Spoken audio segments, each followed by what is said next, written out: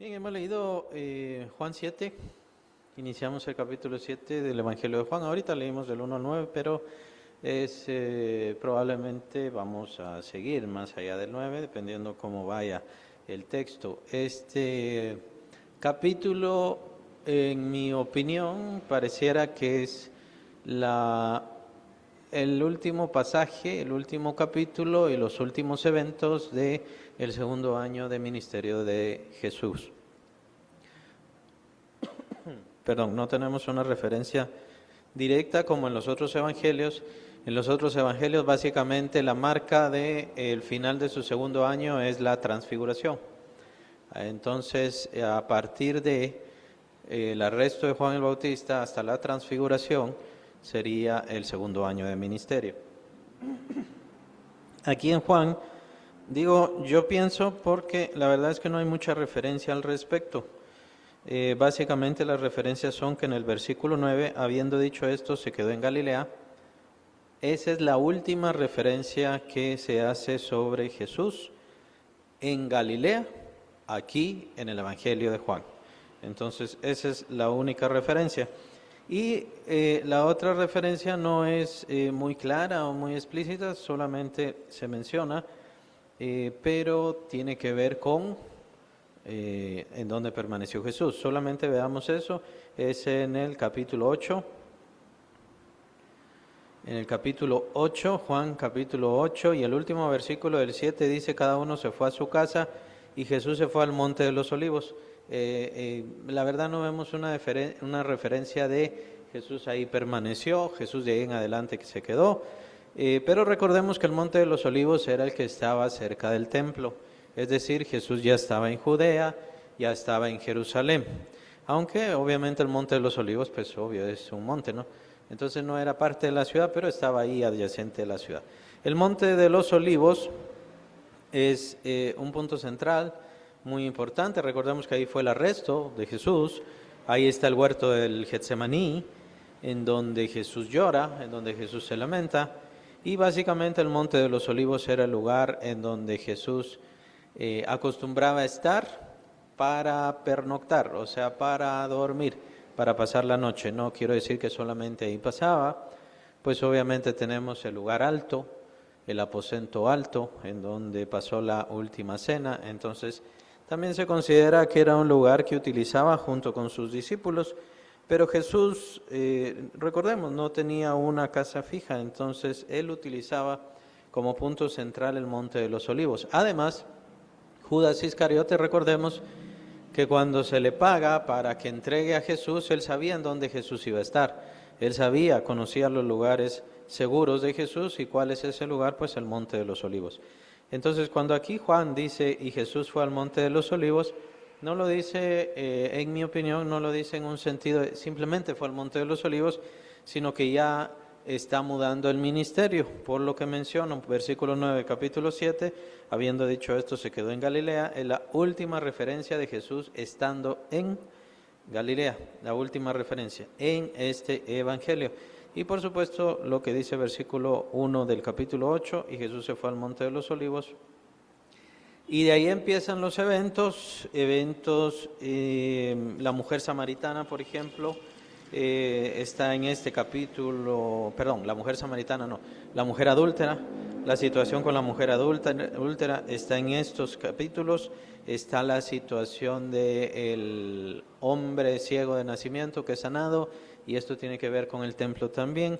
Entonces ya empiezan todos los eventos donde Jesús ya muda su ministerio hacia Judea. Entonces, los últimos eventos del ministerio de Jesús en su segundo año, que fue, recordemos, el año más famoso, también se le llama el más glorioso por tantos milagros que hizo Jesús y demás.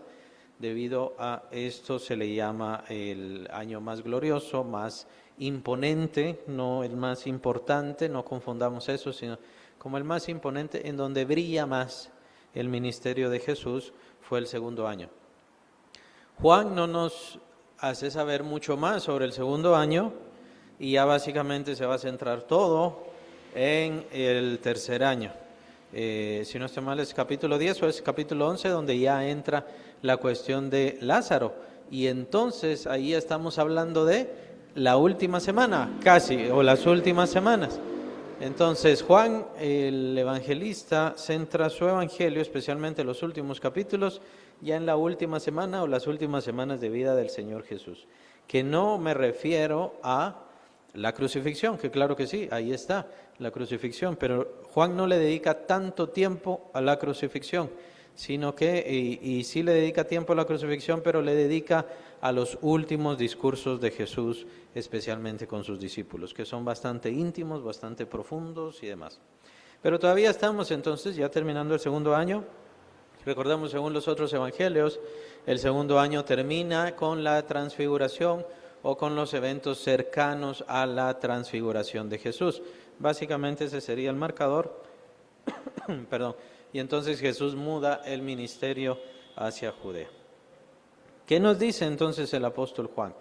Juan nos centra entonces la narración del segundo año de ministerio, no la centra en los milagros de Jesús, las maravillas de Jesús, todas las cosas gloriosas que hace Jesús, sino que se centra en esta conclusión, podríamos decir, del segundo año, en donde las personas no creen en Jesús, los discípulos se apartan de Jesús, eso lo vimos la semana pasada, terminando ya el capítulo 6, y ahora una parte muy interesante que tiene que ver con los hermanos de Jesús. Bueno, entonces vamos a concluir que es el fin del segundo año de ministerio, capítulo 7 de Juan. Si ustedes lo están apuntando, si lo quieren tener ahí bastante claro, es mejor concluir ahí, porque ya todos los demás eventos a partir del capítulo 8, ya todos se centran en Judea y en ese ministerio o en esa última parte del ministerio de Jesús. Y entonces los eventos que vemos acá surgen personajes muy interesantes que serían los hermanos de Jesús. Capítulo 7 de Juan. Veamos, versículo 1, 7:1, después de estas cosas andaba Jesús en Galilea, pues no quería andar en Judea porque los judíos procuraban matarle. Es interesante la explicación que nos da el apóstol aquí, porque Jesús muda su ministerio, lo que se llama famosamente el segundo año de ministerio, lo muda a Galilea, en donde se ven más maravillas, más milagros y demás cosas. Hay una profecía clara al respecto sobre esta situación, sobre esa tierra de Zabulón y de Neftalí, camino del mar, Galilea de los gentiles, el pueblo asentado en sombra de muerte vio gran luz. Recordemos esa profecía. Entonces sí, era profético, el segundo año de ministerio de Jesús era una cuestión profética, tenía que cumplirse, el ministerio tenía que asentarse en Galilea. Y si queremos ser más exactos, el segundo año de ministerio se asienta, ¿qué sería? A orillas del lago de Galilea. Bien, podemos definirlo así, es en todo el contorno del lago de Galilea.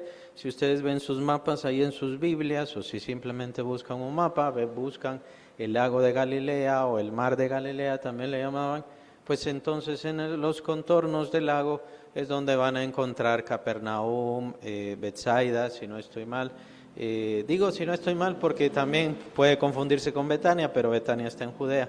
Y ese tipo de cosas. Pues esas ciudades que menciona Jesús y estas ciudades de los milagros en donde Jesús estuvo, pues estaban en los contornos del lago de Galilea.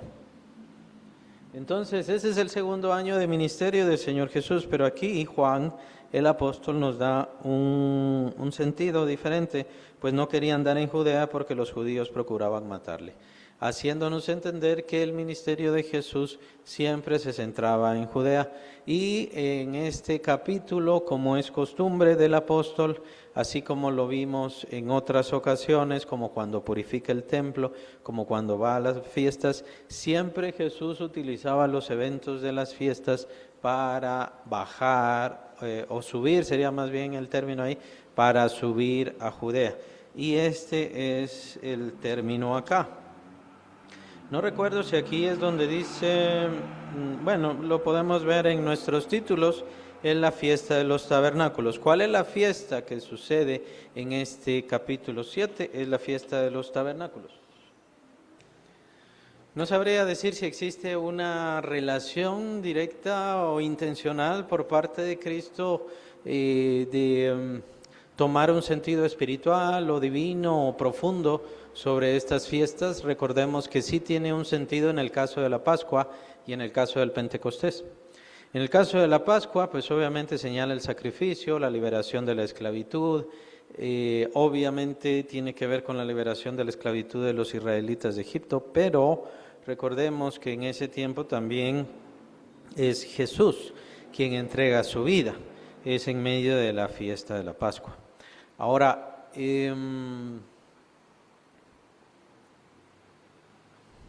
tiene entonces su sentido espiritual profundo, divino, o si queremos verlo tal vez más exactamente, mesiánico. La fiesta de la Pascua tiene un sentido mesiánico. ¿Por qué? Porque en ese momento el Cordero de Dios que quita el pecado del mundo entrega su vida y entonces nos libera a todos, nos ofrece y le ofrece la liberación a toda la humanidad de la esclavitud del pecado. No es que toda la humanidad está libre del pecado, pues obviamente es eso lo que estamos viendo, que la humanidad está cada vez más entregada al pecado. ¿Por qué? Porque siguen siendo esclavos del pecado. ¿Y esto por qué? Porque quieren seguir siendo esclavos del pecado, como lo menciona Jesús en el capítulo 3 de este mismo evangelio. La luz vino al mundo, pero los hombres amaron más las tinieblas que la luz. Entonces el hombre quiere seguir siendo esclavo del pecado y quiere seguir sometiéndose a su propio pecado, a su propia maldad. Pero entonces sí tiene un sentido, creo que la mejor definición es esa, como lo acabo de mencionar, un sentido mesiánico.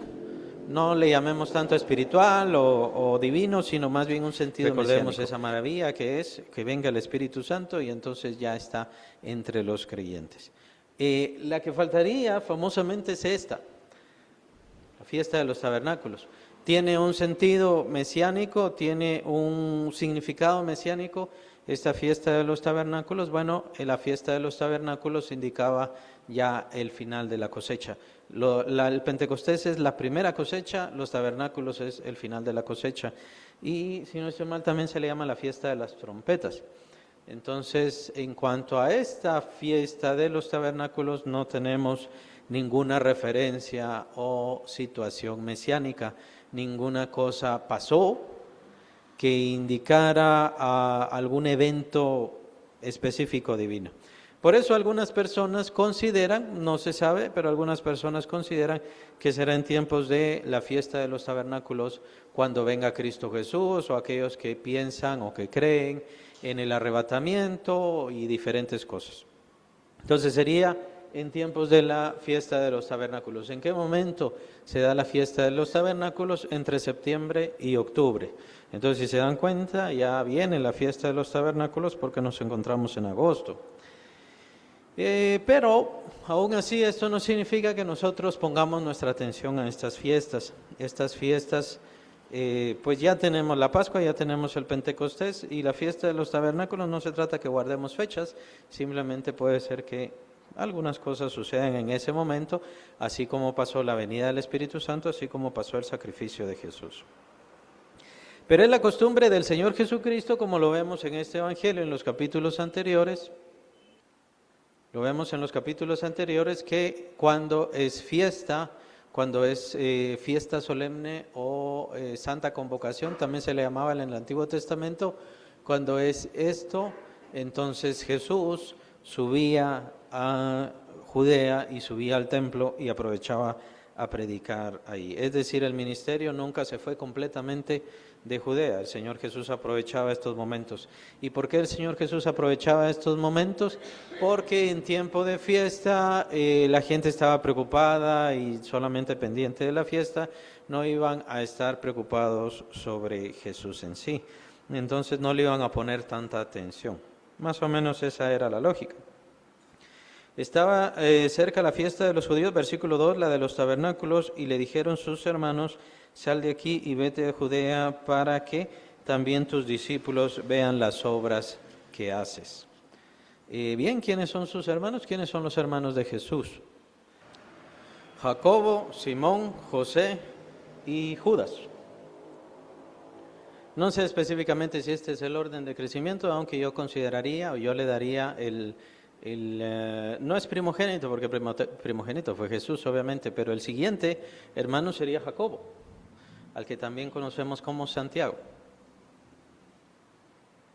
Tenía otros hermanos, Simón, José, o sea, otro de sus hermanos se llamaba igual que su papá José, y por supuesto, hasta donde sabemos, quienes sí se convirtieron fueron Jacobo y Judas. Probablemente sí se convirtieron todos, muy probablemente, pero no tenemos mayores referencias. De quienes sí tenemos referencias es de Jacobo y Judas. Además, no eran los únicos hermanos.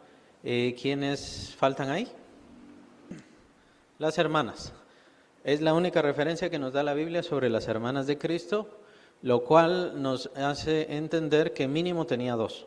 Mínimo tenía dos, aunque podían ser tres, podrían ser cuatro, no lo sabemos. Pero mínimo tenía dos hermanas el Señor Jesús.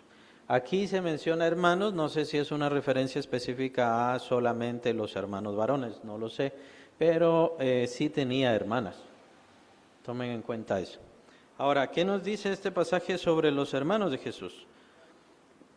Porque ninguno que procura darse a conocer hace algo en secreto. Si estas cosas haces, manifiéstate al mundo, porque ni aun sus hermanos creían en él. Qué aclaración tan interesante en el versículo 5, ¿no?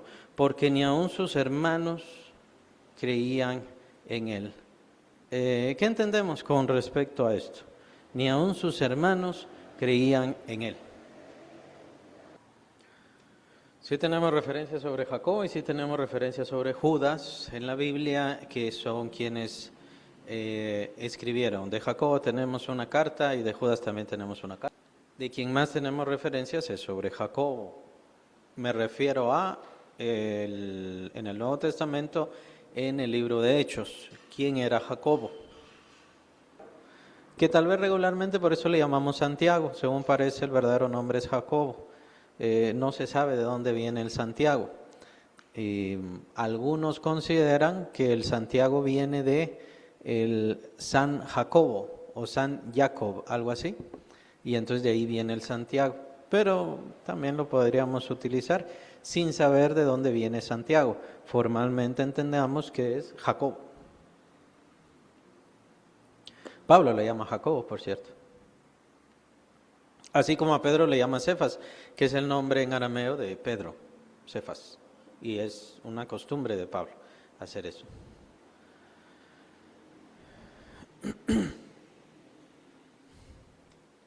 A Jacobo también se le llama, y esto también por el apóstol Pablo, se le llama columna de la iglesia. Con Jacobo la cuestión es que es un dilema un tanto extraño, no sabemos completamente bien y no tenemos toda la información. Pero sí es parte importante del testimonio de la resurrección de Cristo. Importantísimo.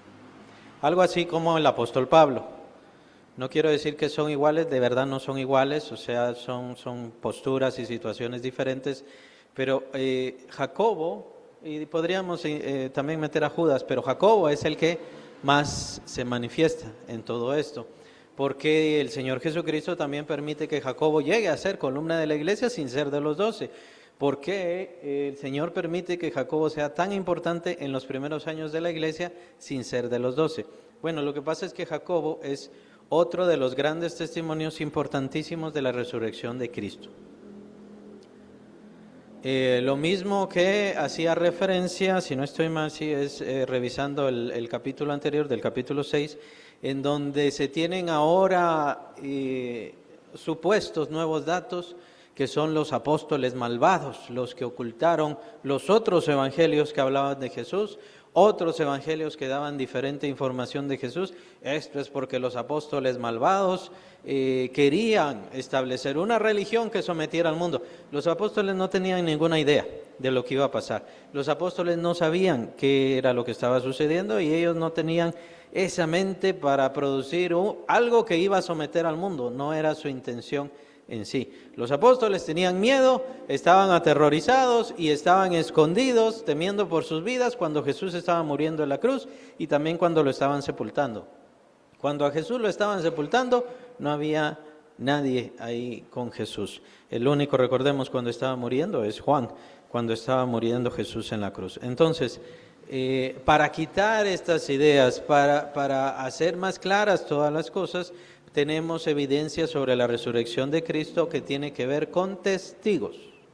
No vamos a tener videos, no vamos a tener imágenes, solamente tenemos el testimonio de la gente. Y qué mejor que tener el testimonio de la gente que incluso no creían en Jesús. Y por eso es que vemos y estudiábamos la cuestión de la incredulidad de los discípulos de Jesús desde el punto de vista en el cual no es que ellos fueran malos y no querían creer en Jesús, ni el Señor no quería darles a ellos fe para que creyeran en Él, sino que hasta cierto punto, en cierta manera,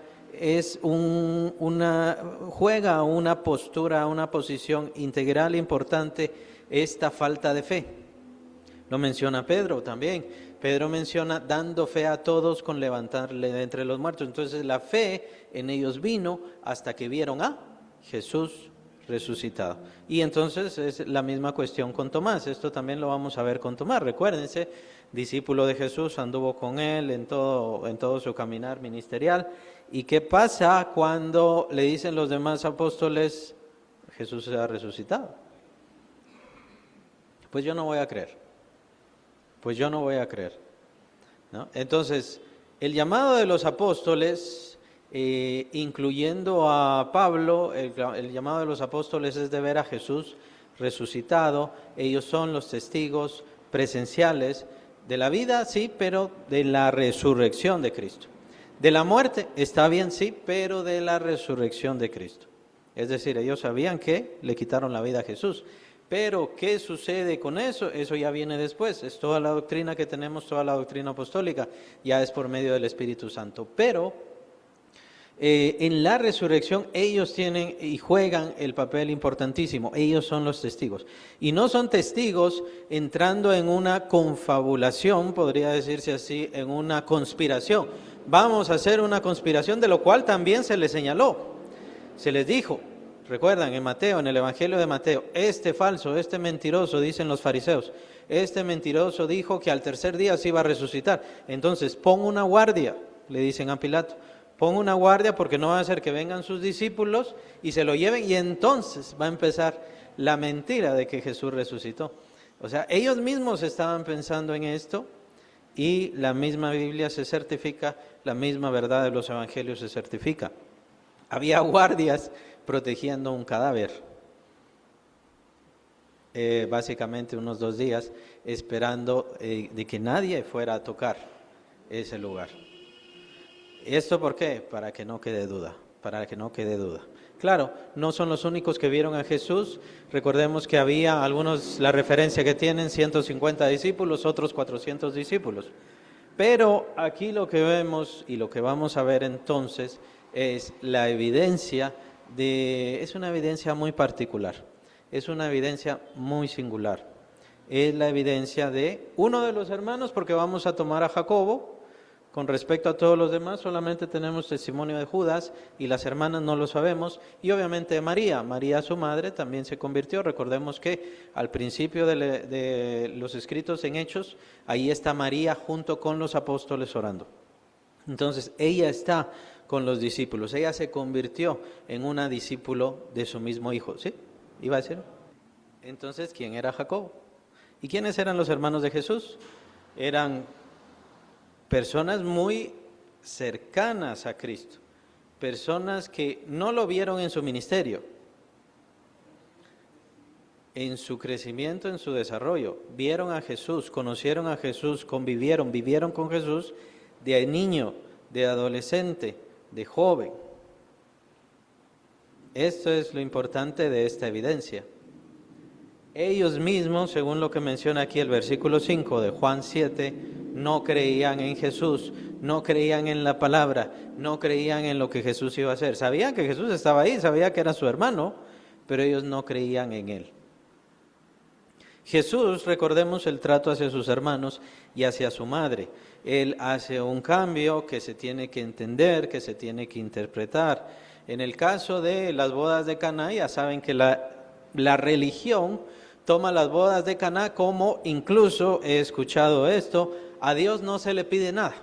A Dios no hay que pedirle nada, dice la religión y dicen los religiosos, hay que pedirle a su madre, porque es su madre la que va a Jesús y Jesús entonces ya le concede las cosas a su mamá.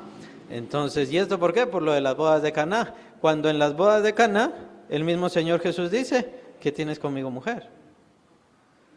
Pero eso no lo toman en cuenta, entonces toman simplemente palabras comunes y corrientes y la toman por doctrina, precisamente para escudar, ya sabemos, todo lo que ellos piensan.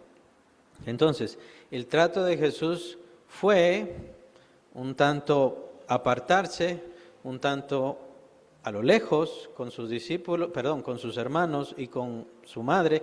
Recuerdan aquella vez cuando el Señor Jesús estaba predicando en una ocasión y entonces viene tu madre y tus hermanos, ¿se acuerdan de eso? ¿Y qué dice Jesús? Mi madre y mis hermanos son estos que oyen la palabra de Dios.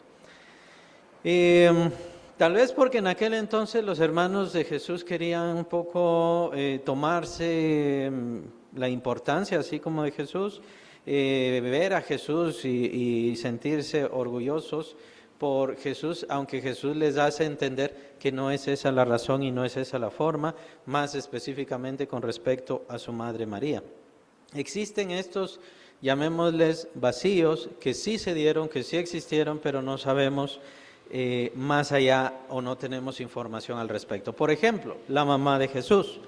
Con respecto a la mamá de Jesús, tenemos ese evento donde la mamá y sus hermanos, los hermanos de Jesús, van a buscar a Jesús y básicamente Jesús no los desecha, pero sí les aclara, les pone muy claras las cosas.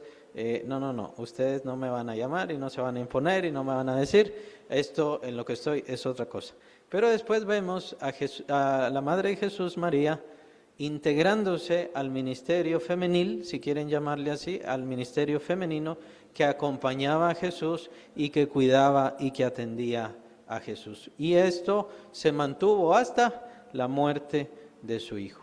¿Y a qué me refiero con vacíos? Porque en algún momento Jesús y su madre tuvieron que hablar. Jesús tuvo que ponerle y decirle muchas cosas, incluso si quieres venir conmigo, vas a ver y vas a tener que ver cómo yo tengo que entregar mi vida. Pero esas cosas no aparecen en los evangelios y no las vamos a tener ni las vamos a conocer nunca, pero en algún momento se tuvieron que hablar. Y en algún momento se tuvo que hablar también, y Jesús tuvo que hablar con sus hermanos. Y en este caso estamos viendo a Jacobo. Nos vamos a centrar en Jacobo porque es importantísimo. Tenemos a Jacobo en el libro de Hechos, de pronto resulta ser un personaje muy importante, de pronto resulta ser un personaje muy valioso, con mucha fe, sí, con mucha entrega, sí. Pero aquí no lo vemos con fe, aquí no lo vemos con entrega. Entonces, ¿cuál fue el trampolín, el pivote, aquello que lo llevó a tener fe y convertirse en un fiel seguidor del Señor Jesucristo? ¿Qué fue? O sea, sí, tiene razón, Jacobo lo vio resucitado, pero ¿cómo sabemos que Jacobo lo vio? ¿Cómo sabemos que Jacobo lo vio? Gálatas 2:9 es donde el apóstol Pablo menciona que se consideraba a Jacobo, Gálatas 2:9, ¿verdad? Se consideraba a Jacobo como columna de la iglesia. ¿Cuál es la referencia bíblica de que Jacobo vio a Jesús resucitado? Y directa. O sea, está bien, tal vez podríamos concluir que todos los hermanos de Jesús vieron a Jesús, tal vez, no lo sabemos. El punto es si hay alguna referencia directa. Sí hay referencia directa.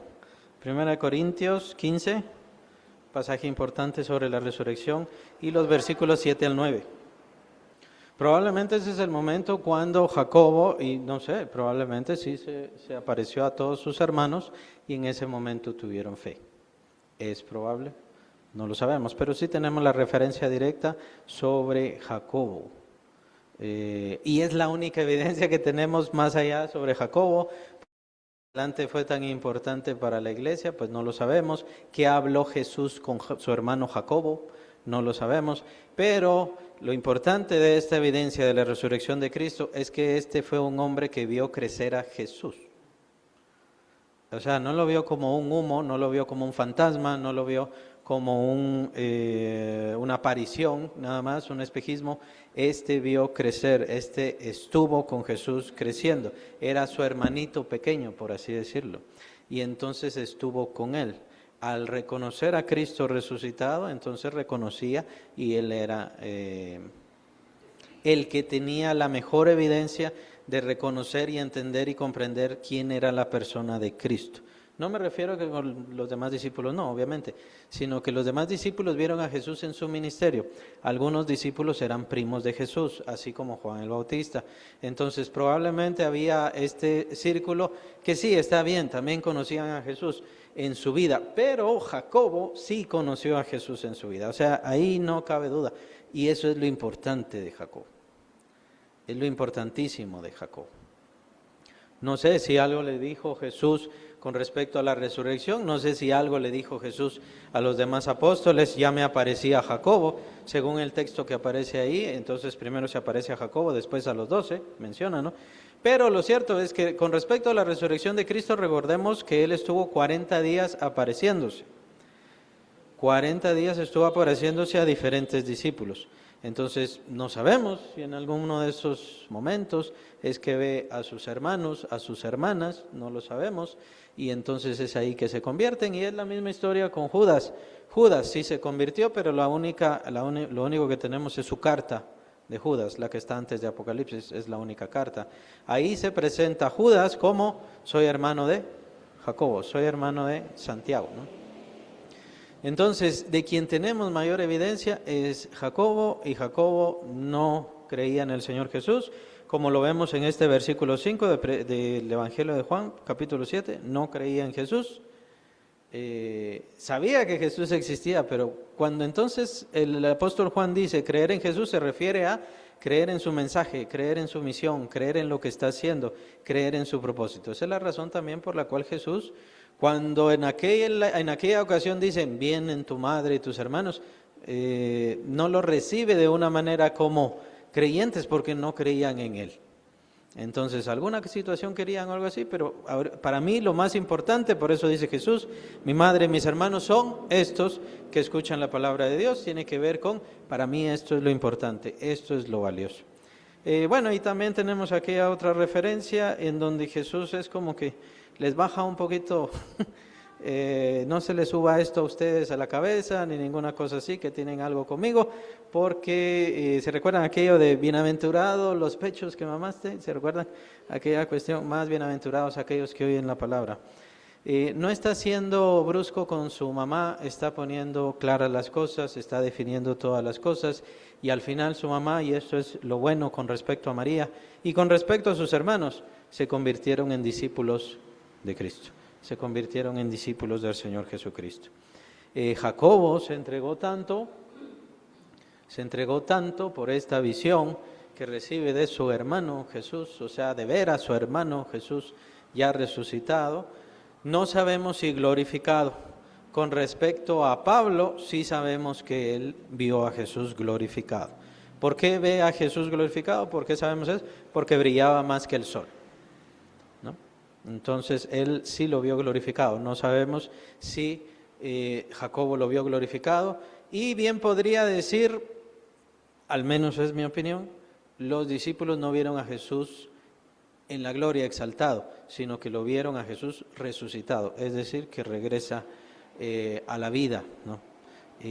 Pero todavía faltaba la exaltación de Cristo, la glorificación de Cristo, es decir, que Él llegue a su gloria, a su trono. Entonces, así no lo vieron los discípulos, y eso fue lo que Él hizo esos 40 días en donde estuvo manifestándose a sus discípulos. Al menos es una forma como yo lo divido, cada quien puede definirlo como bien desee. Pero entonces, ¿qué fue lo que sucedió entre Jesús y Jacobo? No lo sabemos. ¿Qué se dijeron? No lo sabemos y nunca lo vamos a saber. Pero sí considero que este evento de ver Jacobo a su hermano resucitado fue el evento clave en donde él se convierte y entonces él ya se entrega a ser discípulo del Señor Jesucristo. Probablemente es tomado por haber visto al Señor Jesús, se le da cierta importancia y el Espíritu Santo también quiso que se le diera cierta importancia, pero más que nada tenemos que entender lo que es por la evidencia de la resurrección de Jesús. Este es un hombre que conoció a Jesús, que fue criado junto con Cristo y que ve a Cristo resucitado. Entonces ahí no nos queda duda. Y que por cierto, antes de ver a Jesús resucitado no creía en él. O sea, creía, mi hermano se murió. Bueno, vayamos a eso. ¿En qué sentido entonces, si ellos no creían en Jesús, en qué sentido ellos le hablan a Jesús? Pues aquí vemos las palabras de ellos. Y le dijeron sus hermanos, versículo 3, sal de aquí y vete a Judea para que también tus discípulos vean las obras que haces. Sus hermanos. Porque ninguno que procura darse a conocer hace algo en secreto si estas cosas haces, manifiéstate al mundo. ¿En qué sentido entonces ellos le estaban hablando a Jesús? Si no era desde el punto de vista que creían en Él, porque no andaban con Él. O sea, me refiero a, ¿qué piensan ustedes que en este momento, no me refiero ya después cuando se convierte Jacobo y todo, no, en este momento, ¿qué era lo que pensaban los discípulos, los hermanos de Jesús? Yo estoy bastante de acuerdo con que, no sé si ellos propiamente tenían fe, pero creo que tal vez como familia, y ustedes mencionan a José y mencionan a María, aunque en estos momentos ya no hay ninguna referencia, pero ni cerca de José, entonces probablemente José ya había fallecido. Probablemente ya había fallecido antes del inicio del ministerio de Jesús, muy probablemente. Ahora, ellos tenían la idea de Jesús como Mesías. Bueno, si eres Mesías, tienes que hacer, como mencionaba José Luis, ¿no? Tienes que hacer más cosas, tienes que publicar, tienes que mostrarte. La respuesta de Jesús es muy interesante, pero pareciera que... Bueno, es el conflicto con hablar con alguien que conoce el futuro. Y nosotros no vamos a conocer el futuro, gracias a Dios. Veamos lo que dice Jesús, versículo 6. Entonces Jesús les dijo, mi tiempo aún no ha llegado, mas vuestro tiempo siempre está presto. Ahí que dice Jesús. Es una referencia directa a su muerte. Esa es una referencia directa a su muerte. Y Jesús, pues obviamente sabía que su muerte sería y tenía que ser en Jerusalén, tenía que ser en Judea. Y debido a, y lo vemos según el evangelista, desde el primer año a Jesús ya lo buscaban para quitarle la vida. También recordemos los otros evangelios, algunas veces tomaron piedras para apedrearlo y otras veces hasta trataron de despeñarlo, ¿no? Entonces, y eso fue en Nazaret, en donde él vivía. Entonces, Jesús, y creo que el que es más claro en todo esto es Juan, porque nos habla de este peligro, y esto lo vamos a sentir constantemente, de acuerdo al escrito. Lo vamos a ver constantemente. Ahorita lo habíamos dejado un poco de lado, ¿por qué? Porque estábamos en el segundo año de ministerio. Pero ahora va a empezar el tercer año, y en el tercer año sí vamos a ver este peligro constante, este deseo de quitarle la vida a Jesús constantemente. Pero este deseo no estuvo, solamente se puso peor, inminente, completo, en el tercer año y medio de ministerio, pero desde el primer año ya estaban queriendo quitarle la vida a Jesús. Y entonces, Jesús les está hablando desde el punto de vista en que, como si dijera Jesús, yo conozco el futuro, yo voy a Jerusalén y allá voy a entregar mi vida. Ustedes piensan que yo como Mesías tengo que volverme un ser popular, importante, imponente y tomar a todos bajo mi liderazgo, pero no, yo voy a Jerusalén a entregar mi vida. Entonces es bien interesante esto, porque diría yo y pienso yo, creo que los hermanos de Jesús ni siquiera le entendieron, los hermanos de Jesús ni siquiera le comprendieron. ¿Por qué razón Jesús va a estar ahí con sus hermanos? Pareciera indicar el apóstol que está una temporadita al final de su segundo año, una temporadita pasa con su familia. No lo dice específicamente, pero pareciera que es eso, casi como despidiéndose formalmente de la familia. Y entonces Jesús les dice: por un tiempo voy a estar, todavía no ha venido mi tiempo, todavía no ha venido mi hora. ¿Su hora de qué? Su hora de entregar su vida, de hacer su sacrificio, de completar lo que Él es como Mesías. Ellos entendían al Mesías de esta manera y no lograban y no cuadraba su forma de ver, su forma de entender al Mesías con la que ellos tenían. A causa de esto, ellos no tenían fe.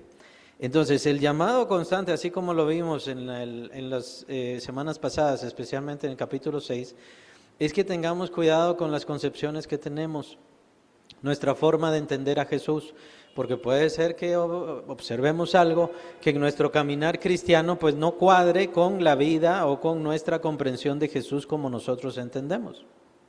Un Jesús airado, por ejemplo. Para nosotros Jesús nunca está airado, nunca. Siempre está feliz, siempre está contento. Cuando en el Apocalipsis entendemos y vemos cuán grande, cuán terrible es la ira del Cordero. Es el Hijo de Dios el que viene a la tierra y viene con gran ira. Viene con ira a derramar sobre el mundo. Entonces entendemos a un Jesús buena gente, a un Jesús siempre feliz, a un Jesús que ama a todos los pecadores. Esa es una clásica, ¿no? Jesús ama a todos los pecadores. No es cierto. Jesús no ama a todos los pecadores. Jesús se entregó por todo el mundo. Jesús es el sacrificio del mundo. Su sangre puede restaurar a todas las personas si las personas se quieren convertir. Pero Jesús ama a los que le buscan. Lo ama a los que aman su palabra. Y de hecho lo vamos a ver más específicamente hablando sobre esto en los evangelios, en los capítulos siguientes. Entonces, tratemos de cuadrar esto, tratemos de entender esto. Si estamos estudiando a Jesús, entendamos que Jesús nos va a pedir cosas, va a demandar cosas y va a hacer cosas en nuestra vida. Muchas veces estas cosas no las vamos a entender y no se exige que las entendamos, simplemente así va a ser. ¿Por qué el Señor no me contesta esto? ¿Por qué el Señor no me contesta aquello? Entonces ya no creo. Es que usted ni siquiera le cree desde el principio. O porque el Señor no me da esto, entonces yo ya no le voy a creer. Es que desde el principio usted ni siquiera le ha entendido, ni siquiera le ha comprendido. Los hermanos de Jesús, como mencionaba, es importante la evidencia que ellos dan de la resurrección de Cristo, porque conocían a Jesús, no estaban con Jesús y no creyeron en el ministerio de Jesús, hasta que Jesús resucitó, como tenemos la evidencia con respecto a Jacobo, más específicamente. Pero esto sirvió como evidencia de resurrección. Pero entonces, si vemos, si contemplamos a estas personas, ¿qué era lo que pensaban? ¿Qué era lo que sentían? Jesús no nos exige una fe de yo soy Jesús el buena gente y entonces entregué mi vida por todos, así que crean en mí. Sino que Jesús nos exige una vida en la cual nosotros podamos confiarle toda nuestra vida, toda nuestra esencia y todo lo que somos. Si no hacemos eso, entonces no es fe. Puedo decir yo, qué bonito hablaba Jesús, porque pareciera que eso es lo que quieren decir sus hermanos. Qué bonito hablas, qué bonito dice las cosas, qué bonitas cosas haces también. Pero ustedes no confían sus vidas al Señor Jesús. Es básicamente esa la idea que tenían los hermanos de Cristo. Todavía no confiaban su vida, su existencia, su ser, no confiaban en su misión, no confiaban en su propósito, no confiaban en lo que estaban haciendo y por supuesto ellos no se jugarían la vida por Cristo Jesús. Un verdadero seguidor de Cristo se va a jugar la vida por Cristo. Un verdadero seguidor de Cristo mete las manos al fuego por Cristo Jesús.